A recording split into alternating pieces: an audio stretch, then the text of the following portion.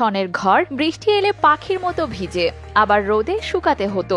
অনেকের তো সেটুকু ছিল না, একেবারে নিঃস্ব, রিক্ত, অসহায়। সেই সব ছিন্নমূল মানুষ, বিশেষ করে ভিক্ষুক, খেটে খাওয়া দিনমজুর, রিকশা ভ্যানের চালক, সাধারণ শ্রমজীবী, বিধবা ও স্বামী পরিত্যক্ত নারী, শারীরিক মানসিক প্রতিবন্ধী, কর্মহীন, অসুস্থ, নদী ভাঙনের সব হারানো, অবহেলিত ও পিছিয়ে পড়া ক্ষুদ্র নৃগোষ্ঠী, তৃতীয় লিঙ্গের মানুষ, বেদে, দলিত, হরিজন, কৃষক, জেলে, তাঁতি, কামার, কুমার কিংবা জলবায়ু উদ্বাস্তু মানুষ আজ সরকারি আশ্রয়ের প্রকল্পের আওতায় পেয়েছে মাথা গোজার নিশ্চিত আপন স্থায়ী ঠিকানা। এই সুবিধা পেয়ে তাদের চোখে মুখে এখন স্বস্তির হাসি। সামাজিক মর্যাদা পেয়ে স্বপ্ন দেখছেন ঘুরে দাঁড়ানোর নতুন আগামীর। ধন্যবাদ মাননীয় প্রধানমন্ত্রী।